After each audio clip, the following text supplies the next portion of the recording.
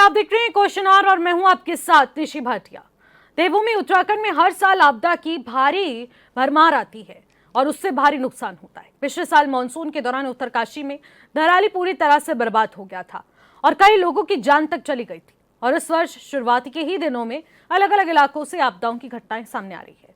यह अलग बात है कि जनहित नहीं है और साथ ही साथ जनहानि की कोई खबर सामने नहीं आई, लेकिन फिर भी नुकसान बहुत हुआ। सवाल उठ रहा है कि क्या उत्तराखंड में आपदा की घटनाएं साल दर साल तेजी से बढ़ रही हैं और आखिरकार क्यों, इस पर चर्चा करेंगे। लेकिन उससे पहले रिपोर्ट देखिए। जिस प्रकार अचानक आई बाढ़ से पहली ब्रिज को नुकसान पहुंचा है, बहुत चिंता का विषय है। निश्चित तौर पर उत्तराखंड एक पर्वतीय और संवेदनशील राज्य है, जहां अतिवृष्टि, बादल फटना और अचानक फ्लैश फ्लड जैसी चुनौतियां लगातार सामने आती रहती हैं। ऐसे समय में सबसे पहली प्राथमिकता आम जन की सुरक्षा है और निश्चित तौर पर हम भाग्यशाली हैं कि हमारे पास पुष्कर सिंह धामी जैसा योग्य संवेदनशील मुख्यमंत्री है, जो लगातार प्रदेश में आम जन के साथ खड़े हुए हैं और उनके नेतृत्व में लगातार उत्तराखंड इन आपदाओं से निपटने के लिए बहुत तेज़ी के साथ काम कर रहा है। अर्ली वार्निंग सिस्टम हो या अन्य आपदा प्रबंधन के काम हो, मुख्यमंत्री जी स्वयं लगातार मॉनिटरिंग करते हैं और इन चुनौतियों से निपटने के लिए लगातार जो है अधिकारियों के साथ बैठक और भविष्य की रणनीति पर माननीय मुख्यमंत्री जी काम कर रहे हैं। आने वाले समय में हम इन चुनौतियों को रोक तो नहीं सकते, लेकिन उन चुनौतियों से कम जो है जनहानि हो, कम से कम जो है धन का नुकसान हो, इस प्रकार के विजन के साथ माननीय मुख्यमंत्री जी लगातार काम कर रहे हैं। इस तरीके से पिछले कई सालों में इस प्रदेश में खनन, अवैध खनन में कहूंगी, जिस तरीके से भरमार हुआ, नदियों का सीना चीरा गया, पहाड़ों पे जो क्रशर जिस तरीके से भरमार लगी हुई कि पहाड़ों को जो है तार तार कर दिया गया। यहाँ से आप उसे जो है बॉम्ब से फोड़ रहे हैं, वहाँ पे आप उसे स्टोन क्रशर की मशीन लगा रहे हैं। तो मुझे लगता है इस तरीके के जो कुकृत्य मैं कहूँगी है, उसकी वजह से आपदाएं आती हैं और आपदा में जो आम नागरिक होता है, सबसे ज़्यादा नुकसान उसका ही होता है। तो विकास मुझे लगता है हिमालयी राज्यों के लिए और जो मैदानी राज्य होते हैं अलग से, उनके लिए एक अलग तरीके से होता है। तो अगर हमें विकास करना है तो एक ऐसा विकास करना है जिससे कि हम प्रकृति को किसी तरीके का नुकसान ना दें और जिससे प्रकृति हमें हमारे ऊपर आपदाओं का जो बोझ है वो ना डाले। देखिए, हर साल आपदाओं की घटनाएं लगातार बढ़ती जा रही हैं और आखिरकार ऐसा क्यों हो रहा है, अपने आप में एक बड़ा सवाल भी बन चुका है। प्राकृतिक आपदाओं का एक अलग कारण है। जानकार बता रहे हैं कि आखिरकार साल दर साल इस तरीके की प्राकृतिक आपदाएं क्यों बढ़ती जा रही हैं। इसे मैन मेड डिजास्टर कहा जा सकता है या फिर प्राकृतिक आपदा कहा जा सकता है, ये समझ पाना बेहद मुश्किल है। लेकिन फिलहाल जो ये तस्वीरें आपने देखी, वो तस्वीरों में कोई जनहानि की खबर सामने नहीं आई है, जो कि एक बहुत शुभ संकेत है। और लग रहा है कि सरकार की वो तमाम तैयारियां धरातल पर रंग लाई हैं कि पहले ही एहतियातन बरते गए और उसके बाद ये सुरक्षा सभी की सुनिश्चित भी की गई। हालांकि नुकसान हुआ, उसकी भरपाई हो जाएगी, लेकिन किसी की जान की भरपाई करना बहुत मुश्किल हो जाता है। लेकिन समय रहते इस पर भी काम किया गया। आज इसी पर खास चर्चा करेंगे, क्योंकि लगातार आपदाओं की घटना में इजाफा देखने को मिल रहा है। सीधे रुख करते हैं आज के हमारे खास पैनलिस्ट का। हमारे साथ राजेश बिश्टे, भारतीय जनता पार्टी के प्रवक्ता, इस वक्त वर्चुअली जुड़े हैं। अभिषेक भंडारी, कांग्रेस पार्टी के नेता हैं, वो भी हमारे साथ स्टूडियो से जुड़े हैं। दीपक रावत, यूकेजी के प्रवक्ता, हमारे साथ स्टूडियो से जुड़े हैं। ब्रिजभूषण रावत, पर्यावरणविद हैं, वो भी हमारे साथ इस वक्त स्टूडियो से जुड़े हैं। प्रेम पंचोली जी, वरिष्ठ पत्रकार हैं, वो भी हमारे साथ स्टूडियो से जुड़े हैं। सभी का स्वागत करूंगी और चर्चा की शुरुआत करेंगे। ब्रिजभूषण जी, आपसे जानना चाहूंगी कि आखिरकार साल दर साल आपदाओं की जो घटना है वो उसमें इजाफा देखने को मिल रहा है, लेकिन आखिरकार ऐसा क्यों हो रहा है? देखो निश्चित इसके कई कारण हैं। पहला तो जोग्राफिकल है, हमारी जो भौगोलिक बनावट है उसमें भी है। जियोलॉजिकल है, क्योंकि पहाड़ों में जो कंस्ट्रक्शन चल रहे हैं, सड़कें बन रही हैं, उसकी वजह से है। जो जंगल कट रहे हैं उसकी वजह से है। जो गांव खाली हो रहे हैं उसकी वजह से है। और एक सबसे प्रमुख बात यह है कि जहाँ जो है, क्योंकि हमारा पहाड़ अभी बहुत ज़्यादा पुराना नहीं हुआ है, 500-600 साल इसका है आयु है। ये बताया जाता है कि 1500 साल के आसपास जो है ज़मीन को सेटल होने में लगता है। तो यहाँ भूकंप भी आते हैं, उसकी वजह से जगह जगह जो है जंगलों में या पहाड़ों के ऊपर रेन गैलियाँ बन जाती हैं और वो धीरे धीरे हर बरसात में चौड़ी होती जाती हैं। अब आप देखिए कि बरसात में, अभी आप जो बरसात का मेट्रोलॉजी का आंकड़ा देखेंगे उसमें ये होगा कि देहरादून के इस वाले इलाके में या उस इलाके में बारिश का जो है परसेंटेज ठीक नहीं रहा। लेकिन आप ये मानेंगे कि कुदरत का एक बड़ा करिश्मा है कि कुदरत अपना जितना पानी उसको गिराना है वो गिराती है, कहीं बहुत ज़्यादा गिराएगी, कहीं बिल्कुल नहीं गिराएगी। तो इस संबंध में आपने देखा होगा कि पिछले साल जो है धराली 8 अगस्त को शायद हुआ था, और आज जो है कल जो है जो घटना हुई है नीति घाटी में, उसमें भी यही हुआ है। दूसरी बात क्या है कि जो मुझे नीति घाटी मैंने पूरी देखी हुई अंदर जाकर के बांबा घमसाली तक, उधर के एरिया में क्या है, एक तो बिल्कुल पेड़ नहीं है, वेजिटेशन बिल्कुल नहीं है, और जो क्लाउड बस्ट हुआ उस क्लाउड बस्ट के कारण जो पानी था वो सीधे ही जो है अपने जो है स्पीड लेकर चल दिया। उसकी वजह से ये स्थिति हो गई कि उतना बड़ा जो वैली ब्रिज था वो भी निकल गया। वो तो शुक्र है कि उसमें जनहानि नहीं हुई, थोड़ी बहुत माना हुई थी बीच में, लेकिन मुझे लगता है कि वो जो क्रेन का ड्राइवर था वो अपने को बचा गया। लेकिन हमारा ये कहना है कि अगर सरकारें इस तरह के सेंसिटिव जोनों को पहले से पहचान ले, अगर इस तरह की जो है जियोलॉजिकल रिपोर्ट देख ले या जो ज्योग्राफिकल स्टडी है उसको देख ले, फॉरेस्ट की उसको देख ले। दूसरा, जब हम कंस्ट्रक्शन कर रहे हैं, सड़कों का निर्माण, अंधाधुंध निर्माण हो रहा है, तो उसमें हमें देखें कि हम ऐसे नाजुक जो है पहाड़ को न काटें जिसके कभी भी खिसकने की संभावना हो। आप ये देखेंगे कि करीब 16-17 साल पहले मधमेश्वर वाली घाटी में वो कीमठ से आगे एक पूरा गांव ढह गया था।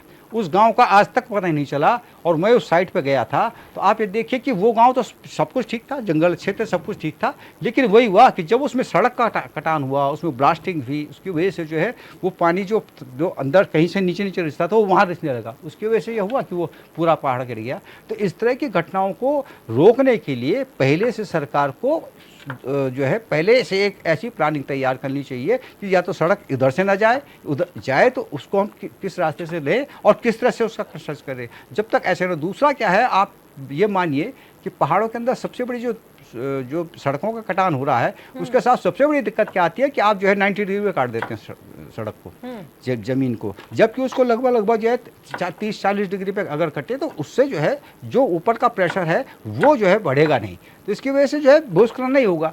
तो सवाल ये होता है। दूसरी बात क्या है कि जब हल्के हल्के भूकंप आते हैं उसकी वजह से जब जमीनें फट गई तो रेन गैलेज बनते हैं, उनमें बरसात का पानी भरता है। अब एक साथ क्लाउड बस्ट होगा तो एक साथ वो जो छोटी छोटी रेन गैलेज हैं वो इतने बड़े नाले में बदल जाएंगी कि वो इकट्ठा करके लाएगी, मलबा भी लाएगी, पत्थर भी लाएगी, आपके साथ सब कुछ लाएगी। तो उसकी वजह से जो नुकसान होता है वो बहुत बड़े होने की संभावना होती है। और जो नुकसान, शुक्र है जो जनधन नहीं, हानि नहीं हुई, लेकिन नुकसान तो हुआ है। तो इसकी जो है पहले से सरकार को तैयारी करनी चाहिए। और काफी हद तक तैयारियां हुई हैं, लगातार मुख्यमंत्री बैठकें कर रहे थे, और इस बार कहा जाता था कि हर चुनौतियों से पार पाने के लिए हम सतर्कता बरतेंगे और हर एहतियात बरतेंगे, क्योंकि आपदा आएगी इसका अंदेशा लगाना और इससे बच पाना नामुमकिन सा हो जाता है। लेकिन एहतियात बरतना और उनसे निपटना और एक रिस्पॉन्स टाइम को बढ़ाना, वो एक सबसे बड़ी ज़रूरत बन जाती है। जैसे कि रिस्पॉन्स टाइम कम रहेगा तो एक्टिव रहेंगे। तो आखिरकार इसको लेकर प्रेम पंचोली जी क्या कुछ कहना चाहेंगे? देखिए, आप काफ़ी लंबे समय से पत्रकारिता कर रहे हैं, धरातल पर आप जानते हैं कि सिचुएशन क्या कुछ है। सरकार की तैयारियों के मुताबिक जो इस वक्त पूरे उत्तराखंड का दृश्य बना हुआ है, आपदाओं से कहीं ना कहीं पूरा प्रदेश घिरा हुआ है, और अब आगे आने वाले कुछ दिनों के लिए भी 12 जिलों में हाई अलर्ट जारी कर दिया है बारिश का। देखो, एक तो दो तरह के सवाल हमारे पास और हमारे सामने आते हैं जिसका जवाब न तो हम ढूंढ पाते हैं और न पब्लिक ढूंढ पाती, न कोई वैज्ञानिक ढूंढ पाते हैं, न कोई सरकार ढूंढ पाती है। लेकिन मैं सिर्फ इतना समझा हूँ कि जो मैन मेड रोड है, जितनी सड़कें इंसान ने अपने हाथों से बनाई है, जो इंसान ने बनाए, जहाँ कोई मशीन नहीं लगाई गई है, आज वो सड़कें सेव है। वो चाहे किसी नदी में के किनारे हो या किसी छोटी नदी के, जो छोटी छोटी नदियाँ, जो हमारी छोटी छोटी धाराएं, खाले, गाड़, गदेरे, जिनको हम पहाड़ी भाषा में कहते हैं, तो वो सड़कें, हालांकि वो उसका अलाइनमेंट बहुत अलग प्रकार का होगा, वहाँ नदी, नाला, खाला, गाड़, गदेरा का पूरा ध्यान रखा गया है। लेकिन जब से मशीनें आई है, जो ये विशाल काय मशीनें हैं, इन मशीनों के आने से कोई नदी, गाड़, गदेरा, नाला, खाला कुछ नहीं देखा गया।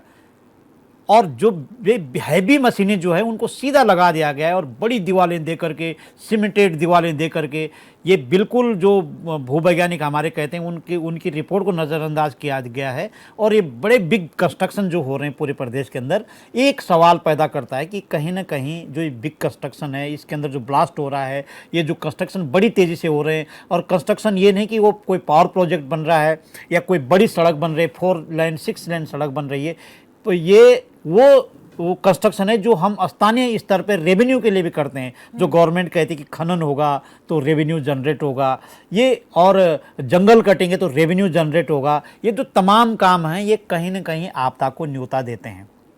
और ये खास बात है, ये समझना बहुत ज़रूरी है, जब हमारे भूवैज्ञानिक कहते हैं कि पत्थर को मिट्टी बनने में, मिट्टी को पत्थर बनने में लगभग 30,000 वर्ष लगते हैं। इतने समय में जो मिट्टी होगी वो 30,000 साल बाद जो है पत्थर बनेगा, और जो पत्थर होगा वो 30,000 साल बाद, ऐसा कुछ 30,000 36,000 वर्ष ये बताते हैं, ये पत्थर जो है मिट्टी बनेगा। तो जिसका टाइम पीरियड ऐसा होगा वो चट्टान मिट्टी बन चुकी होगी, और आज जब हम वहाँ बिग कंस्ट्रक्शन कर रहे होते हैं तो वो टूटेगा, वो ब्लास्ट करेगा, वहाँ पर क्लाउड ब्रस्ट होगा, वहाँ पर दरारें पड़ जाएगी, और वहाँ हम इतने बड़े कंस्ट्रक्शन कर रहे हैं कि वो सड़क टूट जाएगी। थोड़ा पानी का फोर्स आने से भी वो पानी का फोर्स बहुत ज़्यादा हो जाता है। और जो क्लाइमेट चेंज का जो असर है जो हम लोग देख रहे हैं, उसका सीधा जो असर आज दिखाई दे रहा है कि जो ग्लेशियर अभी नहीं पिघलना था वो बहुत तेज़ी से पिघल रहा है, बहुत फोर्सली वो ग्लेशियर का पानी आगे बढ़ रहा है। तो ये बहुत सारी चीज़ें हैं कि अगर हम देहरादून को देखें, हम सब लोग देहरादून में रहते हैं, और देहरादून को आप देखेंगे तो हर नदी का किनारा प्लास्टिक से पोत दिया गया है, और हर नदी के किनारे के सारे पेड़ काट दिए गए हैं। फॉर एग्जाम्पल, आप अगर 10 साल पहले देहरादून को देखेंगे तो 10 साल पहले परेड ग्राउंड के बाहर एक चेन थी पेड़ों की, पूरे पेड़ काट दिए। उस पेड़ को काटने से क्या फ़ायदा हुआ? नुकसान हुआ ना। उस पेड़ की चेन को रहने देते, आप अंदर किसी तरह का जो इनोवेशन कर रहे होते, या आप वो टेबल टेनिस कोर्ट बना रहे हो, या आप दौड़ने के लिए कोई कोर्ट वहाँ पे बना रहे हो, तो वो बनाएं, लेकिन उन पेड़ों ने तो किसी का कुछ नहीं बिगाड़ा। आप देखिए कि जब आप सहदारा रोड पे जा रहे हैं, दोनों तरफ पेड़ थे, वो बड़े बड़े पेड़ थे, बहुत मोटी उनका जो आयतन था वो बड़ा मोटा था, उस पेड़ को काट दिया गया है। हजारों पेड़ ऐसे काटे गए हैं। और अभी पता चल रहा है कि जो मसूरी के लिए बाईपास बन रहा है डोंगा होते हुए, वहाँ लगभग 15,000 से ज़्यादा पेड़ कटेंगे। और अभी जो आप इधर ऋषिकेश जा रहे हैं, वहाँ भी हज़ारों पेड़ कटेंगे। तो कहने का मतलब यह है कि पेड़ अगर यहाँ पे बढ़े हैं, तो पेड़ अगर आप काट रहे हैं, उस पेड़ को लगाएं कहाँ? आपने उसके पेड़ दे दिया कि लगा दो पेड़, कागजों में लग गए पेड़, लेकिन पेड़ को लगाने की जरूरत जहाँ पर है वहाँ पे पेड़ लगना चाहिए। तो जो अनियोजित तरीके से जो ये काम हो रहे हैं, ये कहीं ना कहीं आपदा को न्योता दे रहे हैं, और इस पे हम लोगों को दोबारा सोचना पड़ेगा। हम हिमालय में रहने वाले लोग हैं, हमको सोचना ही पड़ेगा कि हम यहाँ पे किस तरह का कंस्ट्रक्शन करें, किस तरह से पेड़ को बचाएं, पेड़ को बचाने की जगह कौन सी हो, चाल खाल कैसे बचाया जाए। जो रेन हार्वेस्टिंग वाटर पॉन्ड हमारे जो परंपरागत रूप में से जो ट्रेडिशनल थे, वो आज बिगाड़ दिए गए हैं। अगर वन विभाग के पास चाल खाल को सुरक्षित करने का पैसा आ रहा है, वो सीमेंट पोर दे रहा है वहाँ पे। तो कई सारी चीजें हैं, अनियोजित तरीके से हो रही है, हमको इसमें नियोजित तरीके से आना पड़ेगा। वैज्ञानिकों की बात को हमको ध्यान में रखना पड़ेगा। अगर भूवैज्ञानिक की रिपोर्ट हमारे पास है तो उसको ध्यान में रखना पड़ेगा। राजेश मिश्र, क्या कहना चाहेंगे आप? देखिए, सरकार पर बहुत सारे सवाल उठते हैं कि अनियोजित विकास हो रहा है, अधिकतम पेड़ों का कटान हो रहा है, और पहाड़ों में सड़कें काट दी जा रही हैं, खनन हो रहा है, और एनजीटी के रूल फॉलो नहीं हो रहे हैं। हाई कोर्ट बार बार बोलता है उसके भी रूल्स फॉलो नहीं किए जा रहे। तो आखिरकार इस तरीके से जो अनियोजित विकास के सवाल सरकार पर दागे जाते हैं, क्या ये जो लगातार आपदाओं की घटनाओं में इजाफा हो रहा है, क्या इसी का ही कारण है? मानती है सरकार? देखिए, जिस प्रकार से आज की ये हमारी डिबेट चल रही है, निश्चित रूप से नीति घाटी के जिस नाले की हम लोग बात कर रहे हैं और जहाँ क्लाउड बस्ट हुआ है, निश्चित रूप से बहुत दुखद है। और जैसे आपने भी कहा, मैं भी उसी बात को कहना चाहता हूँ कि सुखद यह है कि वहाँ पे कोई अमानवीय घटना नहीं हो पाई, और वो घटना नहीं हुई तो उसका लाभ ये हुआ कि सरकार पे आरोपों की झड़ी थोड़ी कम लगी है।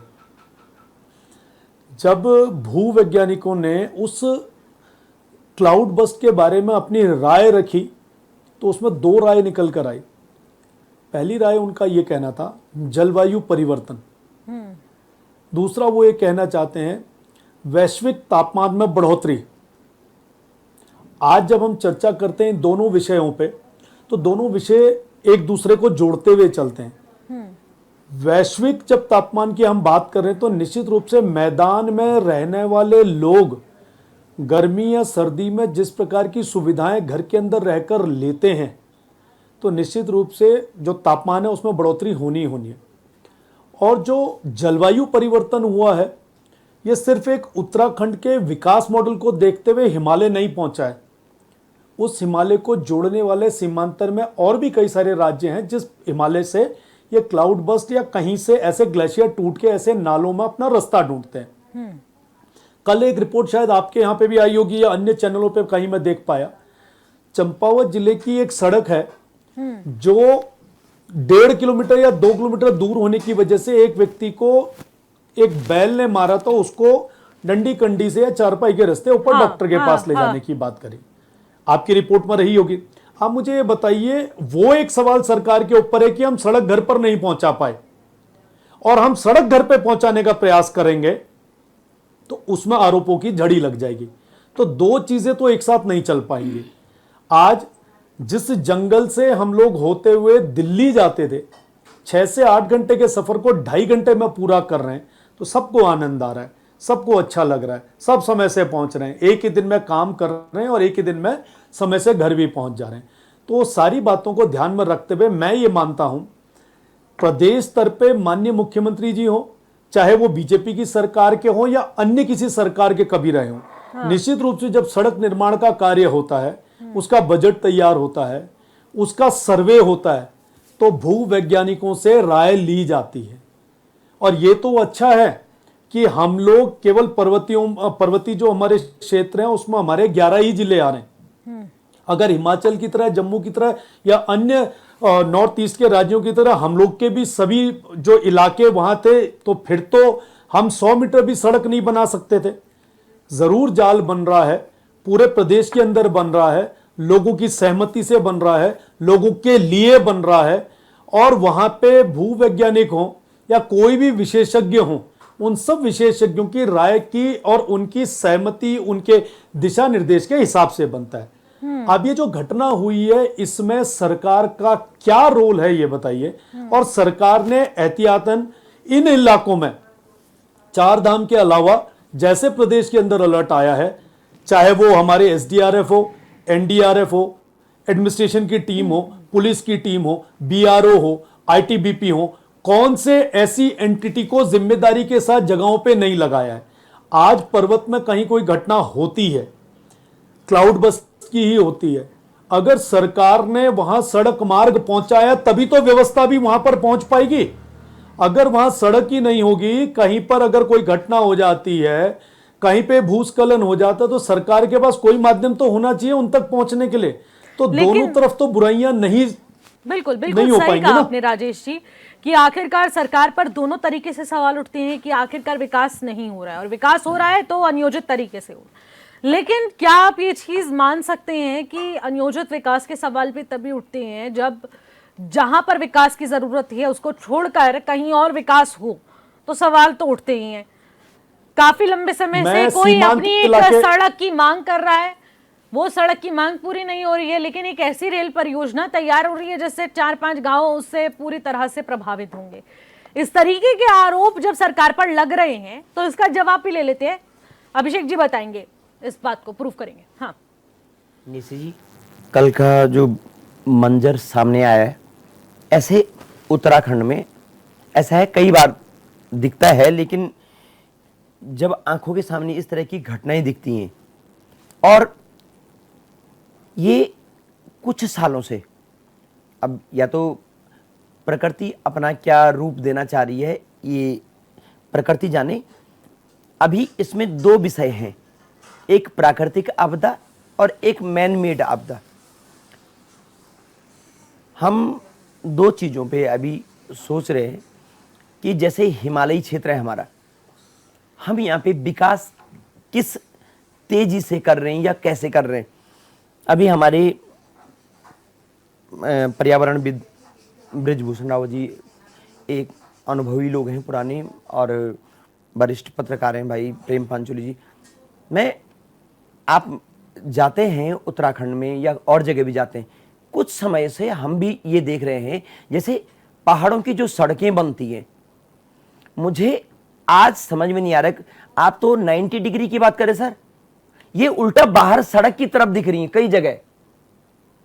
आप नीति घाटी में गए होंगे, सड़कें पहाड़ों से अंदर हैं, माने कई जगह पे ऐसी विकट परिस्थितियां होंगी, वहां पे हो सकती हैं, लेकिन जहां पे आप देखिए ऊपर से पानी का बहाव अगर माना न हो, इस तरह की आपदा, कोई पानी का नॉर्मल बारिश भी हो रही है, अगर पानी का बहाव इस तरह होगा तो वो सड़क को तोड़ेगा ही तोड़ेगा।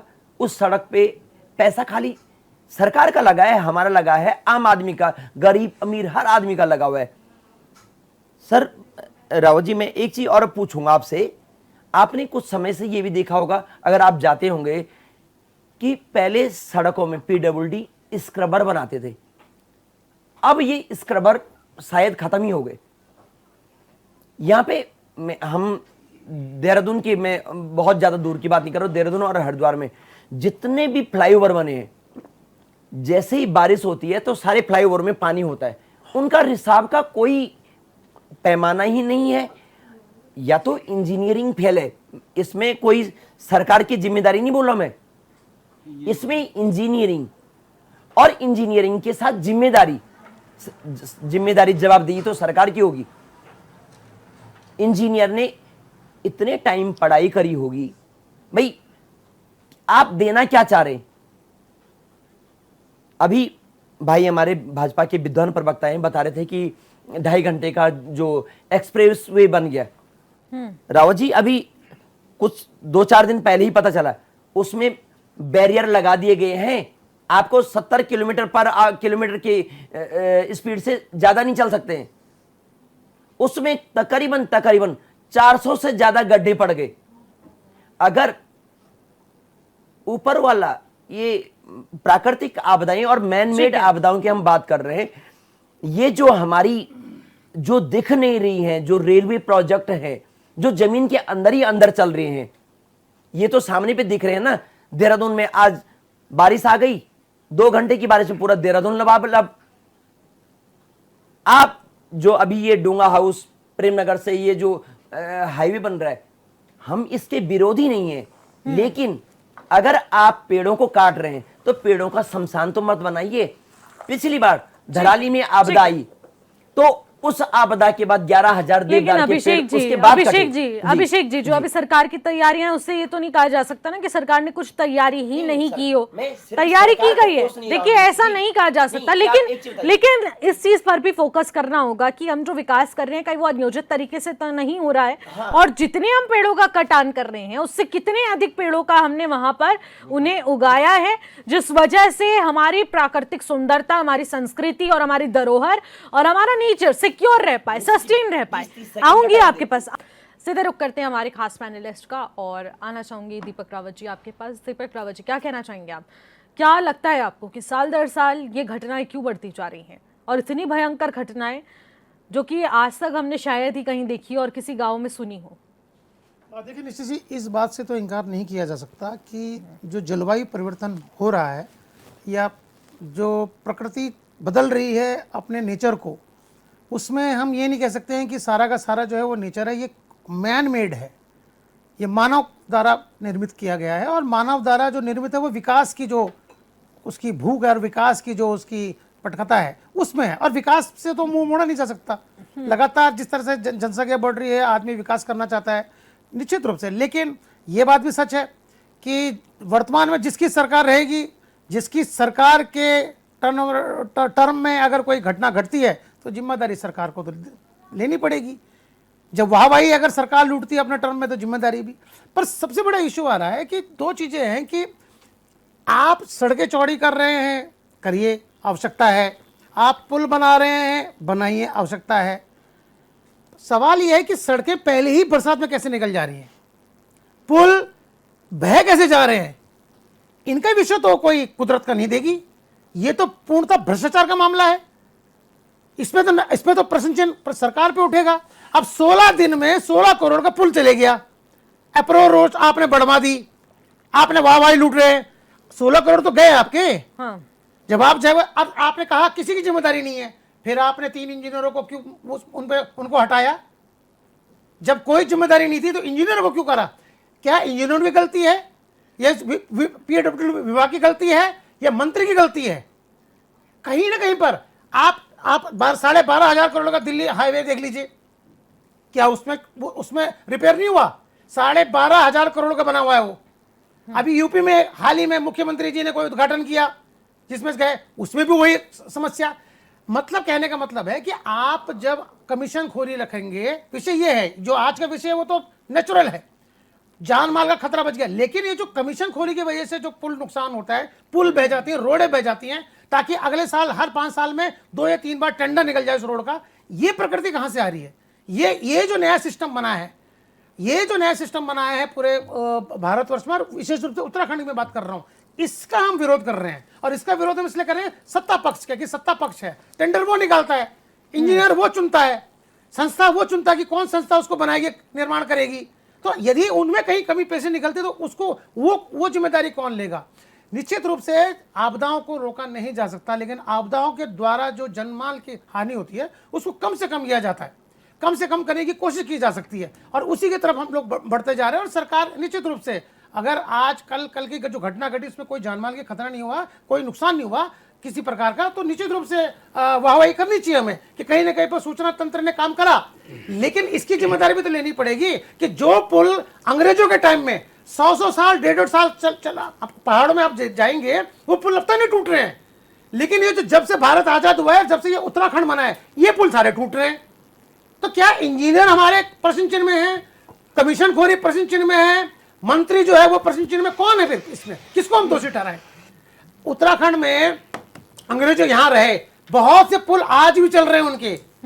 अंग्रेज चले गए, 100 साल होने वाले हैं कुछ सालों बाद उनके पुल अब तक हैं, लेकिन ये मानव निर्मित जब बन रहा है, जब से प्रदेश बना है, आप इनके सारे पुल देख लीजिए, तो इन पे प्रश्न चिन्ह करना बनता है ना। तो जो सरकार में रहेगा, जिस सरकार में पुल निर्माण होगा उसको कोई नहीं बोलेगा, लेकिन जिस सरकार के दौरान वो पुल टूटेगा उस पर प्रश्न चिन्ह उठेगा कि बताइए क्या कारण है। तो इसमें राजेश जी आपको इस बात का बुरा नहीं मानना चाहिए, क्योंकि सत्ता में आप हैं, तो आपसे ही प्रश्न पूछा जाएगा कि यदि इस प्रकार की घटनाएं घटती हैं और अगर नुकसान होता है, यानी जान माल का नुकसान होता है या संपत्ति का नुकसान होता है, तो कहीं ना कहीं प्रश्न चिन्ह आप पे उठेंगे और आपको उसके जवाब देने पड़ेंगे। पर ये इस बात से बचना, आपने तो ब्रिजभूषण बात जो रावत जी हैं पर्यावरण विशेषज्ञ, उनकी बात को नकार दिया, आपने पत्रकार जी की जो प्रेम पंचोली जी हैं उनकी बात को नकार दिया, इंजीनियर को हमारे कांग्रेस भाई ने कटघरे में खड़ा, आपने उसको नकार दिया। विकास के नाम पे आप सबको नकारेंगे, जिम्मेदारी नहीं तो जिम्मेदारी किसको दें? ठीक है, तो भगवान को दें कि सब कुछ भगवान भरोसे चल रहा है, जबकि काम कुदरत नहीं कर रही है। कुदरत तो खाली अपना विनाश कर रही है, जो निर्माण कार्य है वो तो मनुष्य कर रहा है। तो उसके गुणवत्ता बनाने का काम तो हम कर सकते हैं, इसके लिए तो आपको जिम्मेदारी लेनी पड़ेगी। ठीक है, राजेश मिश्र जी क्या जवाब देना पसंद करेंगे आप? देखिए, यहाँ पर कहा जा रहा है चले प्राकृतिक आपदाएं अपने समय पर आ रही हैं, उससे बचा नहीं जा सकता और जो हो रहा है वो होगा, लेकिन दूसरी तरफ जो पुल के निर्माण हो रहे हैं, सड़कों के निर्माण हो रहे हैं, वो एक ही बारिश में, कुछ ही समय की बारिश में इस तरीके से क्यों खोखले पड़ जाते हैं? निशी जी, कौन सा पुल खोखला पड़ा है? आप इस पुल की तस्वीर दे सकते हैं। आपको अगर दिल्ली एक्सप्रेसवे का हाल पता हो तो उसका भी हाल आप बखूबी जानते हैं। आप उस सर्विस लेन की भी बात कर सकते हैं जहां पर आपने 3 इंजीनियर्स को हटाया है, आप उनके बारे में भी बात कर सकते हैं। आप स्मार्ट सिटी को देख सकते हैं। उस विषय पे, जिस विषय पे आपने सवाल किया, पुल पे, या जो हमारे साथी कहना चाह रहे हैं, पुल पे कोई नुकसान नहीं हुआ, ये आपकी रिपोर्ट में साफ है। अप्रोच रोड पे जो व्यक्ति दोषी थे उन पे कार्रवाई की गई और वेरी फर्स्ट डे उसके लिए जांच कमेटी बैठा दी गई थी, और सरकार ने कभी नहीं कहा कि इस पे किसी का दोष नहीं है। इसलिए भ्रमित नहीं करना चाहिए जनता को। आपका चैनल बहुत रेपुटेड चैनल है, हमारे साथी इस बात को कम समझ रहे हैं। उन्हें ये लग रहा है कि डिबेट में बैठ के कुछ भी अनर्गल बयानबाजी कर दो तो सरकार को हमने डिमोरलाइज करना और कोसना है, तो कोसना एक पर्पज नहीं होना चाहिए। जो पुल वहां पे टूटा है वो कोई ऐसा वर्षों पुराना या कोई सरकार के द्वारा तुरंत बनाया गया पुल नहीं था, बीआरओ के द्वारा बनाया गया पुल था। और ये तो जब बीआरओ को कटघरे पे खड़ा कर रहे हैं तो ठीक है, सरकार को कोसने की बात तो है ही। अब बीआरओ के द्वारा निर्मित पुल पे सरकार का क्या रोल है, ये मैं समझना चाहता हूं। भाई बीआरओ ने कहा टेम्परेरी अरेंजमेंट हमने पुल का किया गया था, ऐसी आपदा आई और वहां से इस तरह से वहां पे ग्लेशियर फटा कि वो पुल गया। और वो पुल बीआरओ की जो क्रेडिबिलिटी है वो पूरा भारत जानता है कि वो इस ऐसे पुलों को घंटों पे खड़ा करता है, क्योंकि ये एक अरेंजमेंट होता है, वो एक अरेंजमेंट का पार्ट था। और केवल मैं जैसे कह रहा हूं ना, आज की जो चर्चा जिस विषय पे, उसमें सरकार की जो तैयारियां थी वो सामने आई, जो विपक्ष को वो भी समझ नहीं आ रही है कि सरकार ने 0 सेकंड्स पे वहां पे काम किए और काम दिया, जनहानि बचाई, लोगों को जो वैकल्पिक व्यवस्था देनी चाहिए तो उस वैकल्पिक व्यवस्था का भी अरेंजमेंट कर दिया, सारी फोर्सेस को वहां पे लगा दिया और तुरंत जो व्यवस्थाएं खराब हैं उसको सुदृढ़ करने के लिए प्रयास कर रही है। लेकिन अगर हम मन बनाकर आए हैं कि हम तो विपक्षी साथी हैं, हमने तो जितना बोलना है खराब बोलना है और खराब बोलकर ही हमारी पार्टी में हमारे नंबर बढ़ने, तो इससे चर्चा आगे महत्वपूर्ण नहीं बनती है। आपका जो कम रिस्पांस टाइम था और आपने इतने कम रिस्पांस टाइम में इतना बेहतरीन कार्य करा, आपका सूचना तंत्र काम किया, सरकार का अपना प्रशासनिक अमला पूरी तरह से तैयार था जिस वजह से कोई जनहानि नहीं हो, इसकी तो सब तारीफ कर रहे हैं। और स्टार्टिंग ही मैंने इसलिए करी थी कि सरकार ने तत्परता दिखाई है, सिचुएशन कंट्रोल में रही है सब कुछ और कोई जनहानि नहीं हुई है। नो डाउटली ये सरकार तारीफ के काबिल है इस चीज में कि पहले से बहुत सीख लेकर बहुत सारी चीजें सही हुई हैं। लेकिन आप मुझे ये भी तो बताइए ना कि आखिरकार जिन निर्माण की आप लोग बात करते हैं वो एक ही बारिश में इस तरीके से खस्ताहाल हालत में क्यों पहुंच जाती है? जो सड़क कम से कम 100 वर्षों में ऐसी दिखनी चाहिए वो पहले ही दिन ऐसे दिखने लग जाती है। अब बताइए आप। देखिए, कोई भी क्रिया होती है उसकी प्रतिक्रिया भी होती है।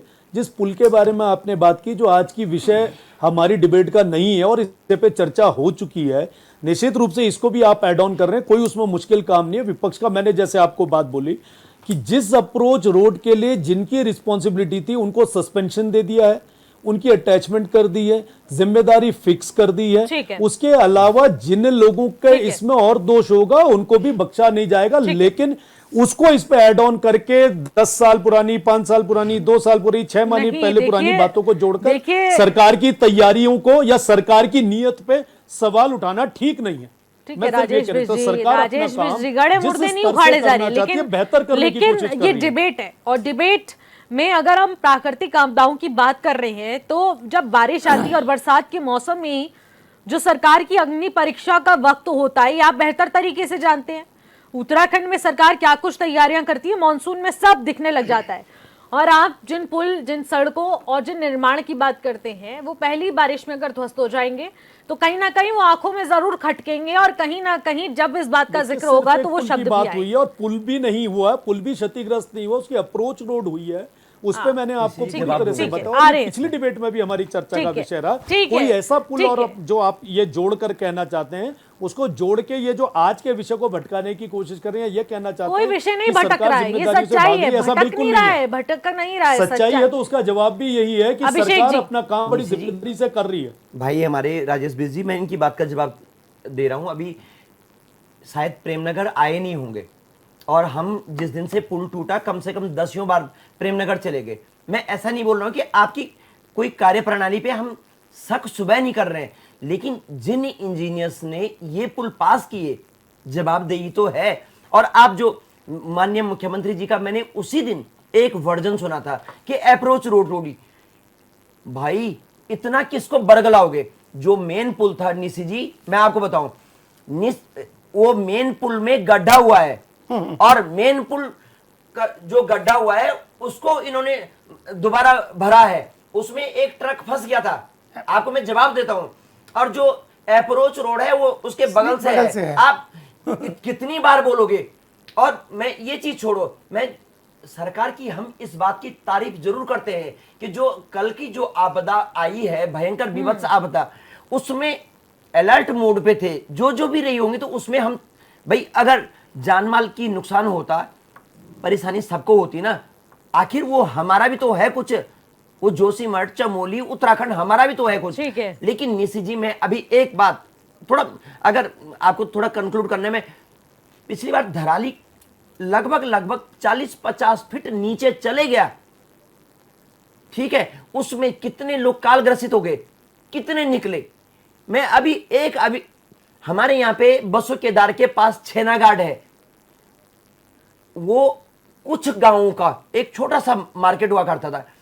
निशी जी, छोटा मार्केट होने के बावजूद ना एक दुकानदार की वहां पे सालाना करीबन 50 करोड़ से ऊपर का टर्नओवर था, बिल्कुल स्वैप हो गया।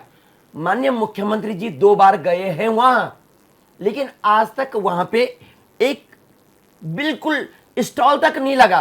क्या बोलेंगे, कितना बड़ा मार्केट रहा होगा। मैं आपको अगस्तमुनि की बात कर रहा हूं। अगस्तमुनि में माननीय मुख्यमंत्री जी अगस्तमुनि के ठीक सामने पे एक केदारनाथ हाईवे को, जब केदारनाथ हाईवे बंद हो जाता है तो ये तिमली बड़मा रोड, एक हमारा बसु केदार रोड, निशी जी 5 साल से माननीय मुख्यमंत्री जी वहां पे कई बार चले गए, घोषणा हो गई कि ये सड़क बनेगी।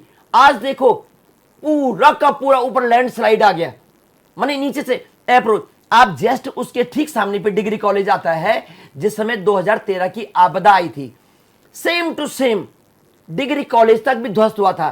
तो उस समय की सरकार ने भी अप्रोच, उसको कैसे कटिंग रोकनी है ये तो बनाए थे ना, इस समय क्यों नहीं बनाए जा सकते हैं? पिछले 5 साल से माननीय मुख्यमंत्री जा रहे हैं तो वो क्यों नहीं बना पा रहे हैं? ठीक है, इस पर जवाब अधिकारियों को क्यों निर्देश नहीं दे पा रहे हैं? रावत जी। नहीं, मैं थोड़ी सी इनसे हट के बात करना चाह रहा हूँ। हाँ, देखिए, आप ये देखेंगे पिछले 35-40 साल से जो है ग्लोबल वार्मिंग की बहुत बड़ी बात हो रही है, और ग्लोबल वार्मिंग केवल यहाँ भारत के लिए नहीं थी, भारत के लिए ज़्यादा इसलिए थी कि हमारा प्रदेश ज़्यादातर गर्म रहता है। देखिए, जिस ग्लोबल वार्मिंग में हमारे यहाँ पेड़ नहीं कटने चाहिए थे, हमने सबसे ज़्यादा पेड़ कटवा दिए पिछले 10 सालों में, तो बहुत ज़्यादा हद हो गई, बहुत ही ज़्यादा। और अभी आप देख रहे हैं कि जो मसूरी के रोड जा रहा है उसमें 10-15 हज़ार पेड़ कटने। अभी कल ही मैं पौड़ी की एक न्यूज़ देख रहा था, वहाँ भी जो है रोड के लिए जो है सड़क वो कटेगी। जब हमने पर्यावरण को बचाना था, क्योंकि पर्यावरण बचने से केवल जो है पेड़ नहीं बचता, जमीन बचती, मिट्टी बचती, वहाँ की जलवायु बचती, वहाँ के पशु पक्षी बचते, इकोसिस्टम, हाँ इकोसिस्टम हमारा पूरा बैलेंस होता। उसके बाद हमारी खेती बचती, पानी बचता, भाई पानी के स्रोत खत्म हो जाएंगे। तो आप ये नहीं देख रहे हैं। तो मेरा ये कहना है कि मैं बिल्कुल इससे पचौली जी से सहमत हूँ इस बात पे कि इन्होंने बहुत बढ़िया बात कही कि जब जो है रोडें मशीनों से नहीं बनती थी, आज देखिए आज भी वो रोडें अपने आप में इंटैक्ट हैं। चले जाइए आप पहाड़ के सुदूर वाले क्षेत्रों में, कभी आपको उसमें कोई भूस्खलन नहीं मिलेगा। क्यों? क्योंकि उसमें जो है जहाँ जहाँ छोटे छोटे नाले गड्ढे होते थे उसमें कलमट बनते थे, कलमट बोलते थे हमारे यहाँ, ताकि उसमें से पानी की पूरी निकासी हो। आज क्या होता है, जो आपने बना दिया, आप चले जाइए ऋषिकेश से जो आपका हाईवे बना हुआ है ऊपर ऑल वेदर रोड, उसमें कहीं भी पानी की निकासी नहीं है। आप देखेंगे होता क्या, जब पानी एक साथ आता है तो भरेगा तो भाई सड़क को तोड़ेगा, सड़क तोड़ेगा तो सड़क का नुकसान करेगा। हमारे कहने का मतलब है कि जब भी सरकार जी के कल के विषय को लेकर के कोई शिकायत नहीं है उसमें, यह नहीं है पुल की उस पुल की बात को तो लेकर कोई सवाल ही नहीं है। लेकिन सवाल ये है कि जब भी कोई किया जाए, हम ये कह रहे हैं कि कुछ विशेषज्ञ की राय होती है, उसको बल्कि सरकार को चाहिए, अगर आप कोई बहुत बड़ा कंस्ट्रक्शन कर रहे हैं तो उसमें एक वाइट पेपर सामने रखें पहले। अगर सबसे बढ़िया बात हो कि लोगों के को आपत्ति दर्ज कराने का मौका दे, फिर जाकर के तब तो आपको अब आप मसूरी रोड पर, अगर मसूरी के में रोड बनाने के लिए आप 15,000 पेड़ काटेंगे, उसका क्या होगा? वो 15,000 पेड़ कहाँ से आएंगे? वो 15,000 पेड़ों की हरियाली कहाँ से लौटेगी? वो इकोसिस्टम कहाँ से दोबारा लौटेगा? यानी 20-50 साल लग जाएंगे। तो सवाल इस बात का है कि भैया हमारे पर्यावरण को नुकसान करे, हमारे पानी को नुकसान के कारण अगर कोई नुकसान होता है तो उसकी जिम्मेदारी सरकार को देनी पड़ेगी। प्रेम पंचोली जी, एक फाइनल कमेंट देना चाहूंगे आपसे। देखो, मैं तो सिर्फ इतना कहना चाहता हूँ कि आपदा आती क्यों है। आप अभी पूरा सीन देखोगे, जो रेलवे लाइन जा रही है उसमें 30 गांव खतरे में हैं। ये मेरी रिपोर्ट नहीं है, ये सरकार की एक इंटरनल रिपोर्ट है जो उन्होंने खुलासा नहीं किया, और उनके कुछ कर्मचारियों से बातचीत में हमें बताया गया कि 30 गांव, और वो जो 30 गांव हैं उनके जल स्रोत, जो पानी के जल स्रोत है वो सूख गए हैं। ठीक है, ये एक घटना है। दूसरी घटना ये है कि जब हम खनन करते हैं नदियों पे, तो खनन करने के लिए उसमें एक माप होता है कि आप इतना मीटर, इतना चौड़ा, इतना इस डस्ट को आप उठाएंगे और उसको बैलेंस करेंगे। उसको ये नहीं कि उसको इतना खोदेंगे कि 100 मीटर की जगह 1000 मीटर खोद देंगे, ऐसा नहीं। वो मानकों के अनुसार उसकी खुदान नहीं हो रही। हम ये नहीं कहते कि खनन नहीं होना चाहिए। वैसे पेड़ों का आप देखिए कि ग्वालदम से लेकर के बागेश्वर होते हुए, धर्मघर होते हुए पिथौरागढ़ तक एक सड़क बन रही है जिसमें हजारों पेड़ कट रहे हैं। वहाँ सड़क पर पेड़ काटने की जरूरत ही नहीं है। तो अगर उधर भूस्खलन, भूकंप, आपदा नहीं आएगी तो कहाँ आएगी? आप सहदारा रोड पे जाइए, राजपुर रोड से लेकर के सहदारा रोड पे 14-14, 15-15 मंजिल मकान बन रहे हैं, जो बिल्कुल नहीं बनने चाहिए।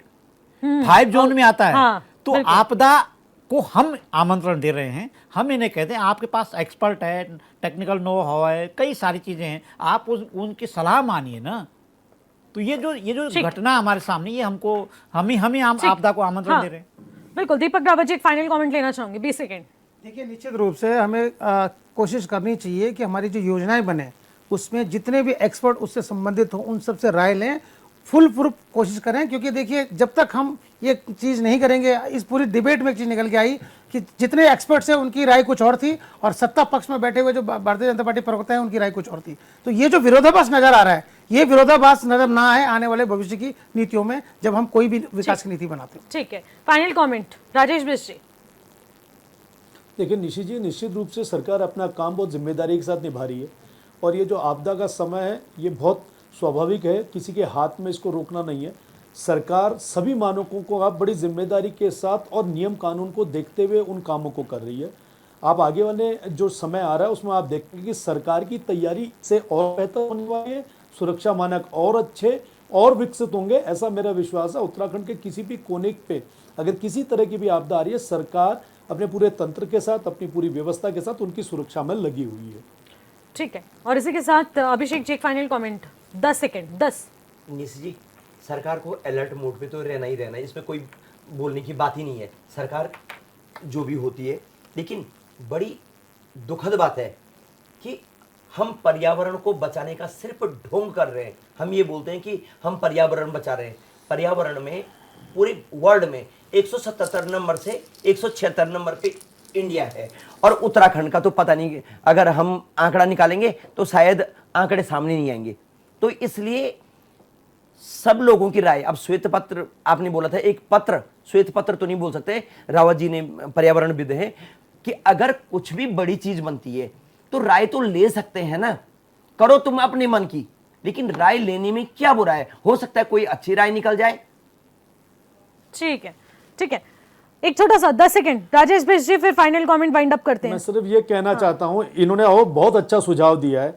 इनके 10 वर्षों के कार्यकाल के 10 ऐसे पत्र दिखा दीजिए जो इन्होंने जनता की राय के साथ वो काम किए हों। ठीक है, अगर ठीक इनके है, द्वारा वो पत्र माफी लिए चाहूंगी गए हैं तो इंटरप्ट निश्चित कर रही हूँ, रूप से लेकिन हम भी समय उस की पे आगे कमी को काम देखते हुए इस करेंगे। चर्चा को वहीं पर समाप्त करना पड़ेगा। बहुत बहुत शुक्रिया आप सभी का हमारे साथ जुड़ने के लिए।